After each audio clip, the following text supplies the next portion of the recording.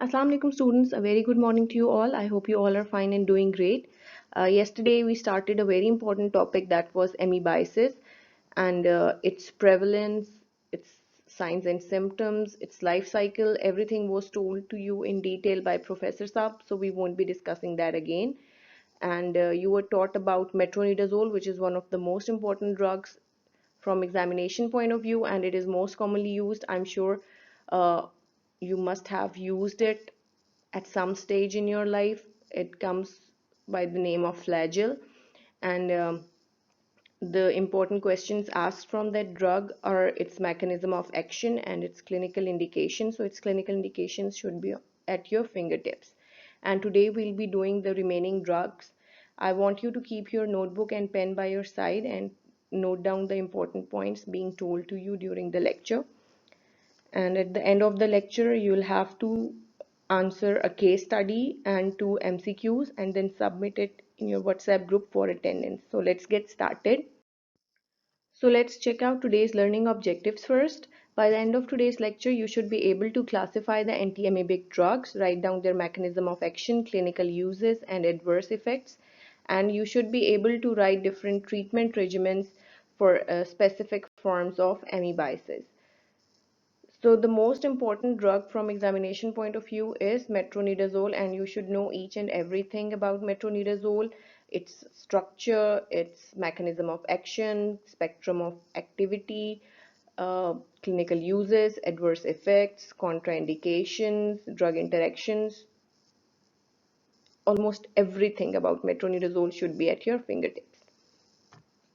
But before starting today's lecture, let's revise a little bit of the life cycle of Entamoeba histolytica. So, amoebiasis is basically a protozoal infection and it is caused by Entamoeba histolytica, and the disease is transmitted through fecal-oral route. The protozoa, it exists in two forms, the cystic form and the trophozoite form. The transmission of disease is caused by cystic form as it is present in the feces and is responsible for contamination of food and water. And after taking in the contaminated food and water, the cysts, they reach into the intestinal lumen where it is transformed into trophozoite. The trophozoite, either it will live on the surface of colonic mucosa and it will produce a mild illness, or it will be transformed into cyst and it will be excreted out in feces, and in this way the disease will be transmitted from one person to another. Or it will invade the mucosa and it can produce dysentery, in which blood and mucus is present in the diarrhea. Occasionally the trophozoites, they pass into the bloodstream and they reach the liver via portal vein and they cause amoebic liver abscess. This is a form of extraintestinal amoebiasis, and very rarely other organs like lungs, spleen, kidney and brain are involved. And in the tissues, only trophozoite form is present, cystic form is not present in the tissues, and the tissue phase is always secondary to the intestinal amoebiasis, and intestinal amoebiasis may be asymptomatic. So if a person is asymptomatic carrier, it means that the disease is only present in the intestinal lumen, and in that case we'll give the drugs which will act over here, which are luminal amebicides. And if it is producing intestinal symptoms, means it has invaded the intestinal mucosa, the patient is having diarrhea or dysentery, or we are having extraintestinal manifestation in the form of liver abscess, then we will give tissue amebicides. Clear? So these are the different forms of amoebiasis, and these different forms the disease can present. Either the patient can be either the patient can have asymptomatic intestinal infection, means he's just a carrier and he's not having any symptoms, or he might have mild to moderate colitis. And if the trophozoite has invaded the intestinal mucosa, the patient will present with dysentery. The patient may have amoeboma, hepatic abscess, or other extraintestinal infections. So the drug of choice depends upon the form of amoebiasis. So yesterday you have studied that there are different types of amoebicidal drugs. There are luminal amoebicides and tissue or systemic amoebicides. Luminal amoebicides will act only in the intestinal lumen. These drugs are diloxanide furoate, idoquinol, paromomycin. And you know what is paromomycin? It is an aminoglycoside. Then we have tissue amoebicides, which are dihydroamytine and amytine, and chloroquine. Chloroquine is only used for hepatic liver abscess. It is not used for the intestinal disease, and you have already done chloroquine when you were taught malaria, so we won't be going into its detail. And there are some drugs which have mixed action like metronidazole and tinidazole. These are also tissue amoebicides. They have intestinal and extraintestinal action as well. Clear? Tinidazole is an analog of metronidazole. Its efficacy is similar, and the differences are that it has a longer duration of action. So if metronidazole is given thrice a day, tinidazole can be given twice a day or once daily, and it has a better safety profile. Patients tolerate tinidazole better than metronidazole. The adverse effects are much less as compared to metronidazole. So you were taught metronidazole yesterday in detail. The next drug in the group of tissue amoebicides is emitin and dihydroamitin. Chloroquine was also taught to you in detail while discussing malaria, so I won't be discussing that with you. The only thing you need to know about it is that chloroquine kills the trophozoites of Entamoeba histolytica, and it is concentrated in the liver. That's why it is used only for the treatment of hepatic amoebiasis. So amitin and dihydroamitin. So amitin is an alkaloid and it is derived from ipecac. Ipecac, you have studied it in emetics. Ipecac is an emetic agent, and as you can see from the name amitin, it also induces vomiting. And dihydroamitin is a synthetic analog. They are effective against tissue trophozoites of Entamoeba histolytica, but they have no activity against the cyst, so they cannot be used to treat asymptomatic carriers. And dihydroamitin is preferred over amitin because of its better toxicity profile. They basically inhibit the protein synthesis by blocking ribosomal movement along messenger RNA. They are used parenterally, either subcutaneously or intramuscularly, because if you will take it orally, it will be vomited out. And they are only used as backup drugs for the treatment of severe intestinal or hepatic amoebiasis together with the luminal agent in hospitalized patients. So they are not commonly used. They are only used as backup drugs for severe intestinal or hepatic amoebiasis, and since they cannot be used orally, therefore they are given in a hospital setting, and they are restricted to use in severe amoebiasis when metronidazole cannot be used. If due to some reasons we are not able to use metronidazole, then only we opt for amitin or dihydroamitin. Otherwise, these drugs are not usually used. Adverse effects of amitin are important and they can be asked in exams. It can produce pain, tenderness, and sterile abscesses at the injection site. Produces nausea, vomiting, and diarrhea. It is an irritating agent. It produces local irritation. It can produce gastric irritation and also stimulates chemoreceptor trigger zone, thus ending up in nausea and vomiting.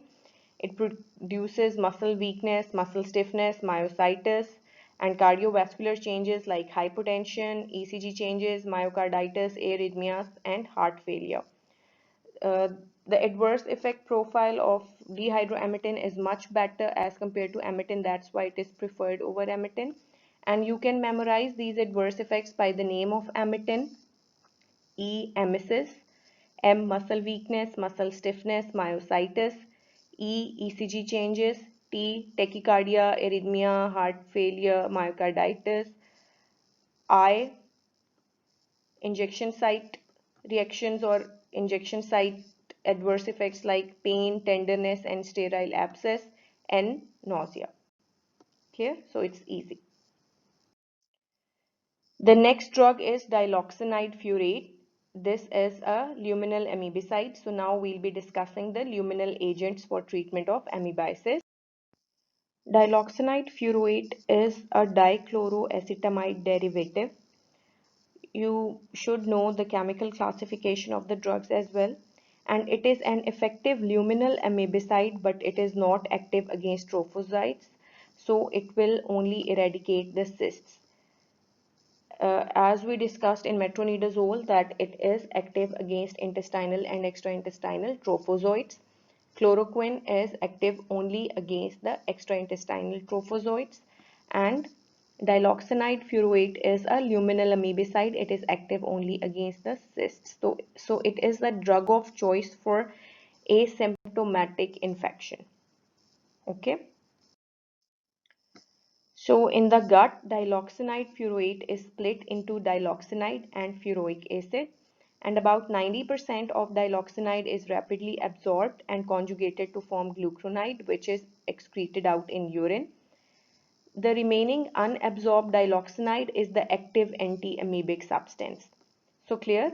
What will happen that in the gut, this diloxanide furoate will split up into diloxanide and furoic acid, and 90% of this diloxanide will get absorbed, and the remaining unabsorbed form, it has anti-amoebic activity. So it is commonly used as the sole agent for the treatment of asymptomatic amoebiasis. You might get this question in your exam, that which is the drug of choice for treatment of asymptomatic amoebiasis or for the treatment of asymptomatic carriers of the disease. So it is diloxanide furoate.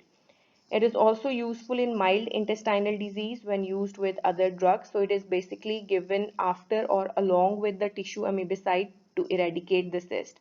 As we have discussed that the tissue amebicides, they are eradicating the trophozoites. They have no action on the cysts. So we have to eradicate the cysts as well. For that, we give diloxanide furoate or any other luminal agent after or with the tissue amebicide. Clear? And the combination of diloxanide furoate with metronidazole is quite popular, and you might have used it. It comes by the name of entamizole. Okay, so entamizole is a combination of diloxanide furoate and metronidazole. Its adverse effects are nausea, abdominal cramps, flatulence, and rash. So clear?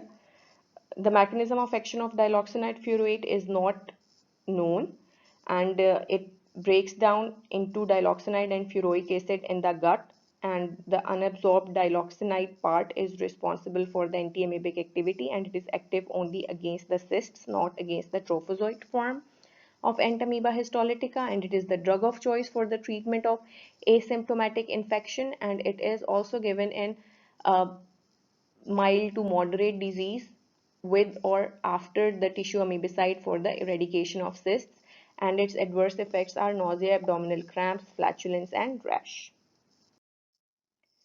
Now iodoquinol, it is also a luminal amebicide, and from the name you can guess that it is having iodine in its structure.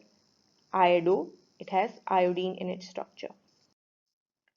So iodoquinol is diiodohydroxyquine, and it is a halogenated hydroxyquinoline. It is an effective luminal amebicide. 90% of the drug is retained in the intestine and excreted in feces, and the remainder enters the circulation, has a half-life of 11 to 14 hours, and is excreted in urine as glucuronides. So you need to remember that it is having iodine in its structure. So it can produce anorexia, nausea, vomiting, diarrhea, abdominal pain. All these luminal amebicides, they will produce gastrointestinal adverse effects because they are staying in the lumen. It can also produce headache, rash, pruritus, thyroid enlargement, and these adverse effects are due to the presence of iodine. It may produce peripheral neuropathy and with visual dysfunction. This drug is also not so commonly used. So it should be taken with meals to limit the gastrointestinal toxicity, and it should be used with caution in patients with optic neuropathy because it can produce visual disturbances. In patients of renal or thyroid disease or non-amoebic hepatic disease, we have to use it with caution. It should be discontinued if it produces persistent diarrhea or signs of iodine toxicity like dermatitis, urticaria, pruritus, and fever. And it is contraindicated in patients with intolerance to iodine. So you must ask the patient if he's intolerant to iodine or previously he had iodism due to use of iodine or some drugs having iodine, then this drug is contraindicated in that patient. Paromomycin is also a luminal amebicide and it is an aminoglycoside. Paromomycin sulfate is an aminoglycoside antibiotic and is not significantly absorbed from the gastrointestinal tract. You all know that because it is highly polar. So it is used as a luminal amebicide.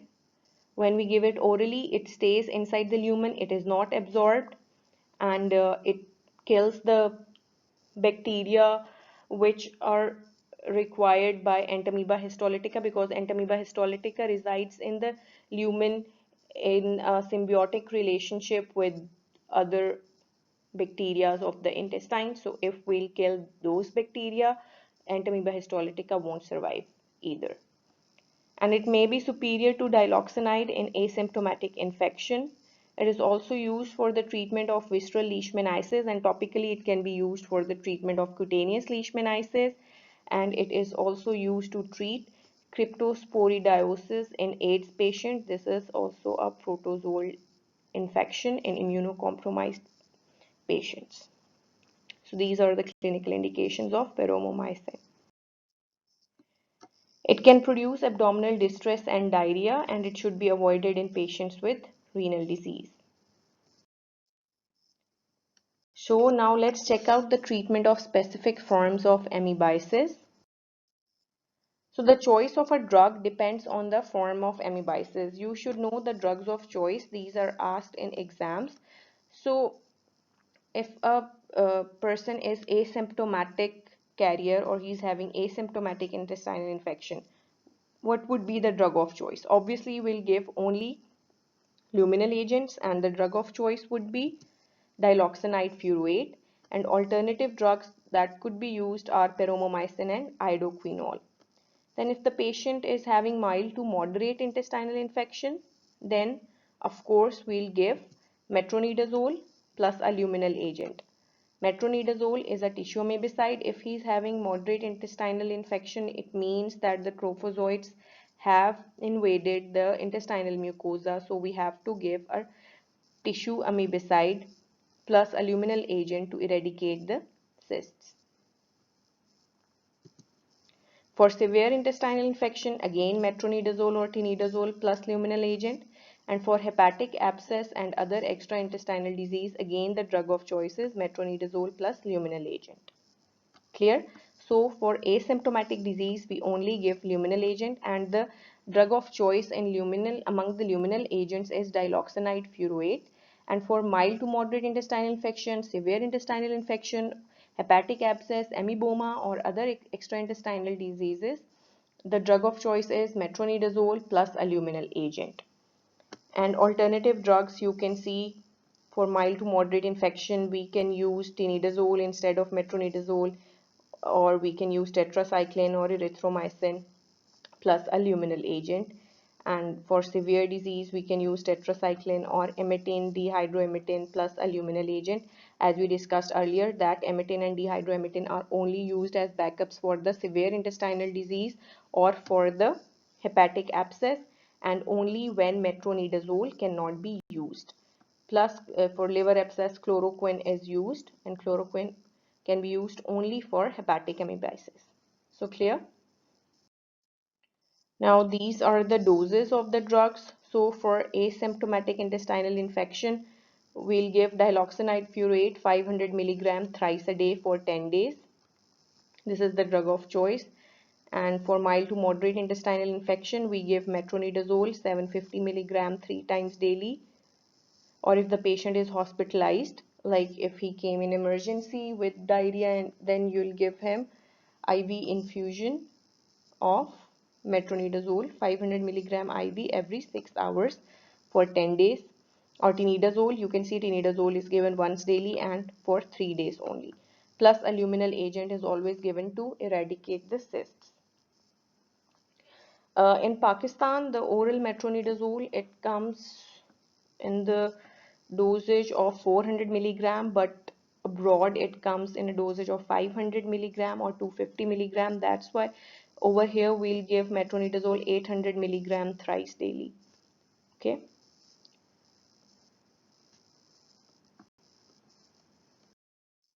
Well, that's all for today. Let's summarize whatever we have done.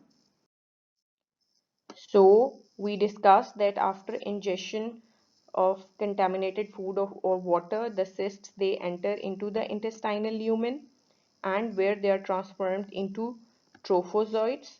And these trophozoites, if they will just remain here, or they will be encysted and they will be excreted out or expelled.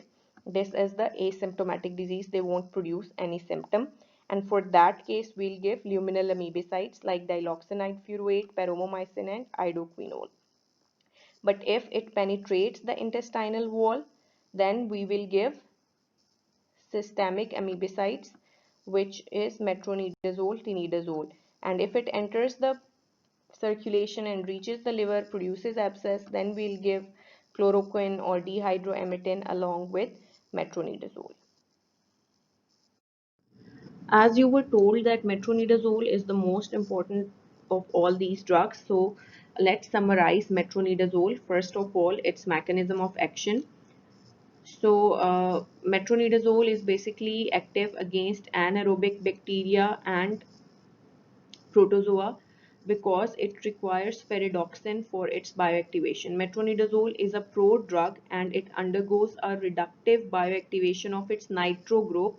Its nitro group is mainly responsible for its cidal action, and it undergoes reductive bioactivation by ferredoxin, which is present in the anaerobic bacteria and protozoa, and then it forms reactive cytotoxic products that interfere with the nucleic acid synthesis. And you need to remember that it is a cidal drug, means it will kill the bacteria and other pathogens against which it is effective. So this is its mechanism of action, and you should know that it is a prodrug and it undergoes a reductive bioactivation of its nitro group by ferredoxin to form reactive cytotoxic products that interfere with nucleic acid synthesis.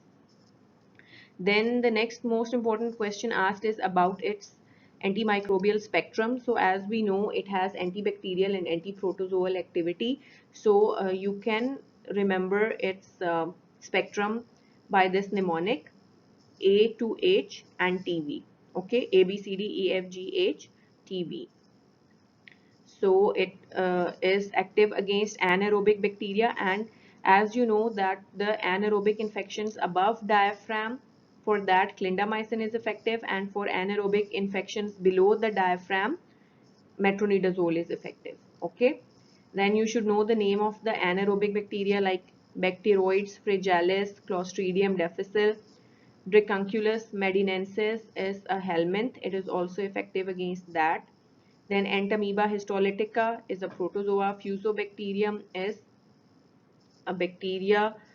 Giardia lamblia and Trichomonas vaginalis are protozoa, and Gardnerella vaginalis, H. pylori, and Veillonella are the bacteria. So this is the easy way to memorize the spectrum, and in this way you won't miss any of the pathogen. So A, B, C, D, E, F, G, H, T, V. And by this, if you get a question on the clinical, about the clinical indications of metronidazole, then you can also use this mnemonic, because as you know that it is useful for the treatment of amoebiasis. Entamoeba histolytica produces amoebiasis. Giardiasis produced by Giardia lamblia. Trichomoniasis produced by Trichomonas vaginalis. These are the three protozoal diseases against which it is effective. And Dracunculus medinensis, it produced dracunculosis or guinea worm disease. Then coming to the bacteria, Clostridium difficile produces pseudomembranous colitis, and it is a drug of choice for the treatment of pseudomembranous colitis. Bacteroides fragilis, it produces intra-abdominal infections, and you know that metronidazole is used for the treatment of mixed anaerobic intra-abdominal infections. It is also responsible for brain abscess. Metronidazole is used for the treatment of brain abscess. Fusobacterium, it produces periodontal disease, and metronidazole is used in the treatment of periodontal disease. H. pylori induced peptic ulcer, this could be its clinical indication. And bacterial vaginosis, and Veillonella produces endocarditis and osteomyelitis. So if you know the spectrum, you can write the clinical indications very easily. If you find difficult to memorize the names of all these anaerobic microorganisms, then what can you do? You can memorize it by this mnemonic: get away from metro. Giardia lamblia, Entamoeba histolytica, Trichomonas vaginalis, and anaerobic bacteria. But it would be better if you memorize all these names, because only in that way you can score maximum marks. So easy peasy. Next, you know that when we talk about the drug interactions of metronidazole, it produces disulfiram-like reaction, and many students, they confuse that what is a disulfiram-like reaction. So when we did alcohol, we studied that if a person wants to quit alcohol, we give him a drug called disulfiram. What it does, it inhibits the enzyme aldehyde dehydrogenase, and because of inhibition of that enzyme, aldehyde will accumulate in the body, and it will produce adverse effects like flushing, nausea, vomiting, headache, and the patient won't take alcohol, because if he's on disulfiram and whenever he'll take alcohol, he will experience these symptoms. So there are certain drugs which, when given with alcohol, they can produce disulfiram like reaction. So disulfiram was used intentionally, but these reactions, they occur unintentionally. If you give these drugs to the patient and the patient is alcoholic, he won't know and he will experience these symptoms.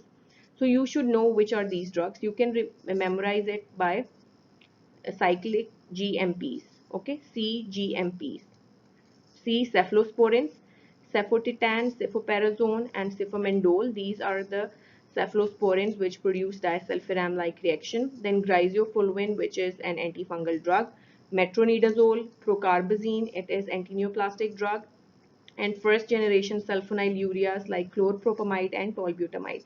So you should memorize this list of drugs which can produce disulfiram-like reaction. Now the adverse effects. So first, the adverse effects, we'll discuss the ones affecting the oral cavity. Okay, the most common adverse effect is that it produces metallic taste. If you have taken flagyl, you know that its taste is really horrible and it produces a metallic taste, and this is the reason why patients don't want to take it again. Clear? It can produce furry tongue, stomatitis, glossitis, and opportunistic infection, which is oral candidiasis. Then it can produce nausea, vomiting, diarrhea. It can produce dark urine and dysuria. You have to explain the patient about this adverse effect, that he might get dark urine. Then it can produce headache. It can produce dizziness, weakness, ataxia, encephalopathy, paresthesia, certain neuropathic adverse effects. And if the patient develops that, you need to stop the drug. The patient can develop urticaria or Stevens-Johnson syndrome as well, skin rash. The patient can develop that as well. Clear? So these are the important adverse effects. So if you're giving metronidazole to a patient, you should watch for headache, dry mouth, fatigue, metallic or bitter taste, and GI distress. And it is effective against Entamoeba histolytica, Giardia lamblia, Trichomonas vaginalis. It is used for the treatment of intestinal amoebiasis and hepatic amoebiasis, and for bacterial vaginosis. And you have to explain the patient that he cannot take alcohol products 48 hours after the treatment. Clear? Otherwise he will experience this reaction, which is disulfiram-like reaction. Now is the quiz time. Just write down the number of the case studies, case study number 1, case study number 2, MCQ 1, MCQ 2, and their answers, and submit it in your WhatsApp group for attendance.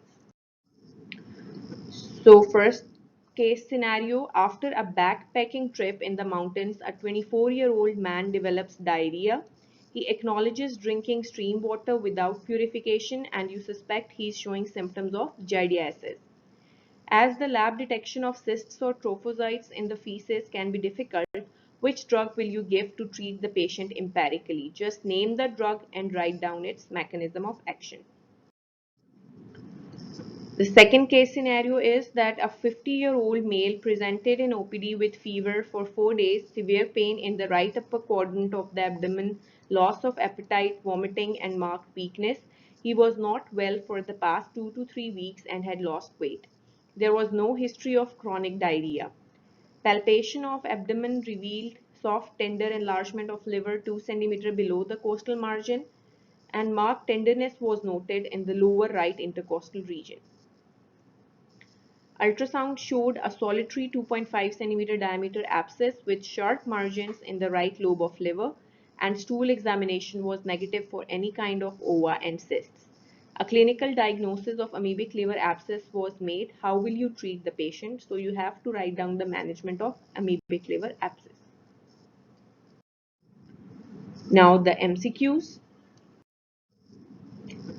A male patient presents with lower abdominal discomfort, flatulence, and occasional diarrhea.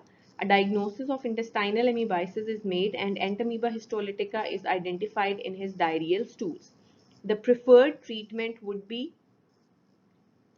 diloxanide furoate, idoquinol, metronidazole, metronidazole plus diloxanide furoate, and paromomycin, which would be the preferred treatment.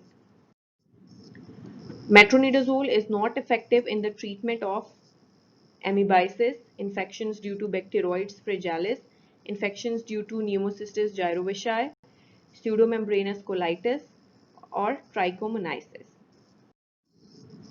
That's all. I hope you have understood the topic. If you have any queries, you can ask in your WhatsApp group and I'll get back to you as soon as possible. Go through the lecture properly. Take care of yourself. Have a good day. Allah Hafiz.